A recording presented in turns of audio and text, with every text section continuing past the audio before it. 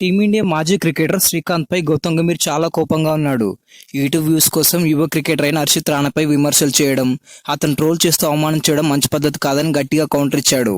అసలు ఈ గొడవంతా ఎందుకు జరిగిందంటే, ఆస్ట్రేలియా టూర్ కోసం సెలెక్ట్ చేసిన వన్డే T20 జట్టులో హర్షిత్ రాణాకు చోటు దక్కడం వల్ల ఇదంతా మొదలైంది. ఈ హర్షిత్ రాణా అనేవాడు గౌతమ్ గంభీర్కి ప్రియ శిష్యుడు కావడంతోనే అతనికి వన్డేలో, టెస్టులో, T20లో ఇలా అన్ని ఫార్మాట్లో అవకాశాలు దక్కుతున్నాయని మాజీ క్రికెటర్ అయిన క్రిస్ శ్రీకాంత్తో పాటు చాలామంది నెటిజన్లు ఇదే విషయాన్ని హైలైట్ చేస్తూ మాట్లాడడం జరిగింది. 3 ఫార్మాట్లో ఆడే ప్రతిభ హర్షిత్ రాణాకు లేదని వాళ్ళ ఒపీనియన్ అయితే చెప్పడం జరిగింది. ఇలా పదే హర్షిత్ రాణా గురించి క్రిస్ శ్రీకాంత్ తన యూట్యూబ్ ఛానల్లో చెప్పడంతో అది కాస్త ట్రెండ్ అవుతూ హర్షిత్ రాణాపై మరింత నెగిటివిటీని పెరిగేలా చేసింది. అయితే ఈ విషయంపై మాట్లాడడానికి వెస్టిండీస్తో టెస్ట్ సిరీస్ కంప్లీట్ అవగానే గౌతమ్ గంభీర్ గారు ప్రెస్ మీట్లో పాల్గొన్నాడు.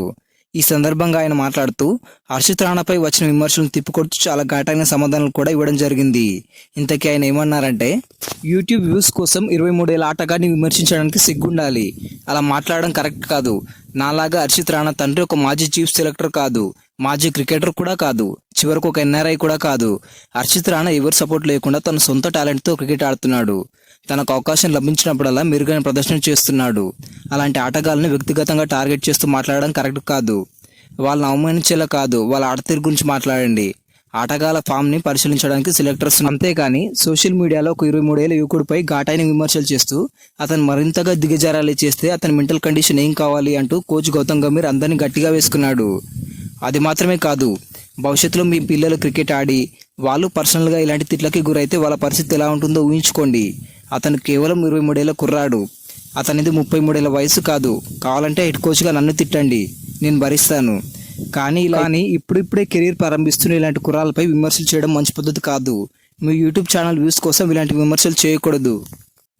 ఇది కేవలం హర్షిత్ రాణా విషయంలోనే కాదు, ఫ్యూచర్లో ఏ ఆటగాడిపై కూడా ఇలా వ్యక్తిగత విమర్శలు చేయకూడదు అని క్రిస్ శ్రీకాంత్ని ఉద్దేశించి గంభీర్ గట్టిగా క్లాస్ తీసుకున్నాడు.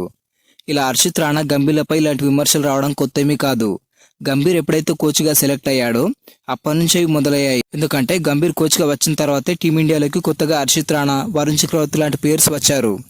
పైగా వాళ్ళిద్దరూ IPLలో KKR ప్లేయర్స్ కావడం వల్లే గొడవలు మొదలయ్యాయి. ఎందుకంటే 2024లో KKR టీంకి గంభీరే కోచ్గా ఉన్నాడు.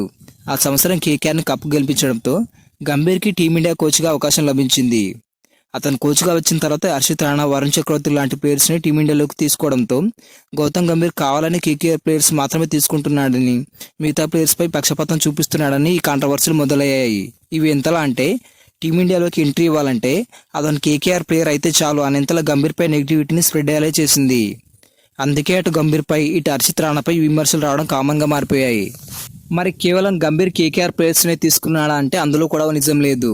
ఎందుకంటే గంభీర్ వచ్చిన తర్వాత చాలామంది యంగ్ ప్లేయర్స్కి కొత్తగా అవకాశాలు లభించాయి.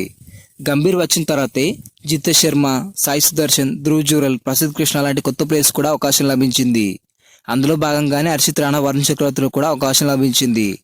మన కోచ్ గంభీర్ గారు న్యూ టాలెంట్ని ఎంకరేజ్ చేయడంలో, ఫ్యూచర్ స్ట్రాంగ్ టీమిండియాను తయారు చేయడంలో చాలా సపోర్ట్ ఇస్తారు. ఈ వీడియో చేయడానికి ముఖ్య ఉద్దేశమైన క్రిస్ శ్రీకాంత్ గారు హర్షిత్ రాణాను టార్గెట్ చేయడం కూడా నిజంగా మంచి పని కాదు. ఎందుకంటే టీమిండియా స్క్వాడ్లో సెలెక్ట్ అయ్యేది అనేది పూర్తిగా సెలెక్టర్స్ చేతిలో ఉంటుంది, అంతేగాని ప్లేయర్స్ చేతిలో ఏమీ ఉండదు. ఇలా ప్లేయర్స్ని టార్గెట్ చేయడం వల్ల ఆ ప్లేయర్స్కి అతని ఆటపై నమ్మకం లేకుండా పోతుంది. స్క్వాడ్లో నా టాలెంట్పై నమ్మకంతో తీసుకోలేదా అనే డైలమాలో పడిపోతారు. ఈ విమర్శల వల్ల వాళ్ళ పేరెంట్స్ కూడా చాలా ఎఫెక్ట్ అవుతారు. అదే చూసి ప్లేయర్స్ మెంటల్ కండిషన్ కూడా బ్యాలెన్స్ తప్పిపోతుంది. దీనివల్ల ఒక్కోసారి ఆ ప్లేయర్ తన ఆటపై ఫోకస్ చేయలేక కెరీర్ కూడా నాశనం అయ్యే అవకాశాలు ఉంటాయి. వీడియో నచ్చినట్లయితే లైక్ చేయండి. ఇలాంటి మరిన్ని అప్డేట్స్ కోసం మన ఛానల్ని సబ్స్క్రైబ్ చేసుకోండి.